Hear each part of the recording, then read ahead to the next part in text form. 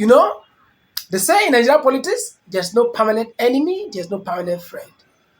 There's only permanent interests. But Governor Seyi Makinde has just decided to burn that bridge. In an interview that is shaking the political space right now, Makinde did three things. One, he flexed his financial independence to show he can be bought. Two, he exposed the conversation, the secret conversation, where Wike promised to sabotage PDP for the president come 2027. And the fourth one, he gave us a serious warning. Of course, this warning is not really new. It's been coming everywhere, and everyone knows about that. About 2027. 2027.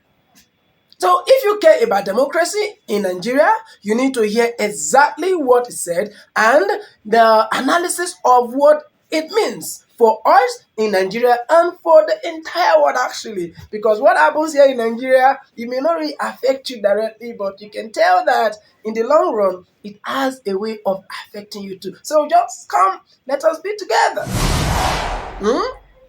Now, first let's talk about the shade. Makinde started by establishing very clearly the difference between him and Wike. He said, I am not hungry. I am not hungry, guy. You're so hungry. He said he's not hungry. So he wants you to know that he didn't come into politics to look for money. The guy said he don't get the money before he land. He said he has got this money before he came into politics. But you need to hear it. This, your friend. Huh? Your friend, Wike. My friend, Wike. Okay. So this was the exact first contract that Mobile gave to Macon. I was 29. It was $1 million. Within that 1 year, I made $1 million in my pocket. I was 29. 1997. Wike perhaps at that time just left. He just left law school, and then his next job after that was local government chairman. Do you hear that? He's saying, when I was making millions of dollars in the private sector at 29, you were just starting a local government chairman. You're just starting as a local government chairman. You get it? So, more like, before Wike became known as Wike, there was no Wike. The only Wike we know is the political Wike. There's no other story about him. What he has just said, some people may look at it as bragging, but I can tell you, our guy is not bragging. He is not bragging. In Nigerian politics, you need to know that this is a power move. He is telling the audience and Wike that I am not hungry. A politician who doesn't need government money to survive is a dangerous person to deal with, to fight, because you can't bribe them.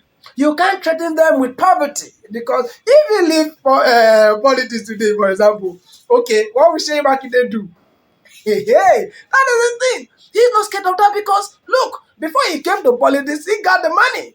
So you understand? So you may be you trying to make it okay. If you don't stand by me, you're not going to get the next year, or even if you decide to contest for his content, you're not going to win.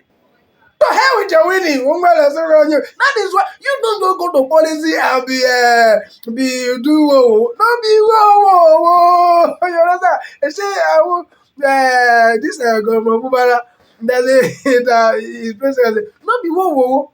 Before you go to politics, make sure you ekpo volley. When your ekpo has ball, you understand? Then you can come boldly and talk to the people. This is what I want to do. This is what I want to do. Not that all of your life you've always been doing politics, and if they delete politics from you, you don't have business acumen to survive out of politics. So you want to stay there forever.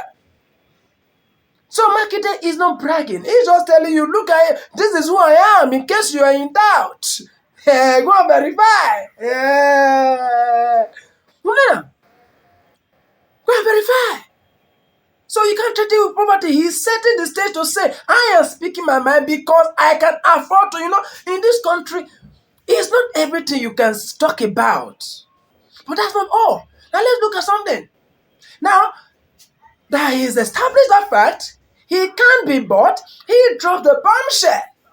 He dropped the bombshell. What the bombshell? This is the part that has everyone talking. He reveals exactly what happened in a private meeting with the president. Now let's just listen. But the real issue is that I was in a meeting with the president and Wike. And I'm saying this, in an open chat. The president's chief of staff was also in that meeting, and a few others. And Wike said to the president that, well, sir, I will hold PDP for you, against 2027. I was in shock. He just said that one loud. He said, I will hold PDP for you. So, in fact, in this one, the other video I made of Sinfubara being told that, look, you are doing well, the president is happy with you. And I was saying that, could this be that this is the end of the power of Wike as a politician in Nigeria? But it seems like Wike isn't really being done with yet. More like our master strategist knows how to assign responsibility to people within the camp. You understand? So Wike is still doing what his paymaster has said he should do. Are you joking? Yeah. No, we're not joking. He's doing exactly what the paymaster said he should do. Hold them down. Hold them down. Engage them. Cause confusion. Hey, Ogenena. Hey. Tinubu yeah, Tinubu. Tinubu yeah, Tinubu. Orientation matters a lot. If Tinubu give you orientation, maximum respect for you. If Tinubu give you orientation, guy, maximum respect politically for you. You got it. If Tinubu give you orientation politically, maximum respect, I got to care for you. So Makinde just confirmed what everyone has been suspecting for months. What else will be happening? A sitting minister who is technically in the opposition party PDP told the president of the ruling APC that he would hold down the opposition for him. So, no opposing. No fair. I hold them down. They have been opposition. And it's almost succeeding as it is. Now, this is the definition of anti-party activity. But deeper than this is political sabotage. If the person leading your party is secretly working for the opponent, you have lost a match before the whistle even blows. Makinde is saying, I was there. Or that tackle, man. Not be saying they tell another person. No. I was there, mate. I was there, mate. I was there. You understand? I was there when it happened. I didn't hear it from somewhere. I was there, I heard it, and I was and I was saying, is it true? Are you telling me this right now? So I was shocked when he said that, look, I will hold PDP for you. Are you kidding me? To what end? To what end? And this is also the final. And honestly, the most important point that he raised. Why does this matter to you and me? Is it just politicians fighting? Makinde says it's bigger than that. It's not just about politicians fighting. So we got up, we got to the veranda. I said, did we agree to this? I don't like talking about people, and I will not talk about people or talk about events, but I'll talk about the real issue. The real issue is that Wike would like to support the president for 2027. That's fine. It is within his rights to do that. But also some of us that want to, ensure that democracy survives in Nigeria. We don't drift into a one-party state, and we want to ensure that PDP survives. This is the democracy angle.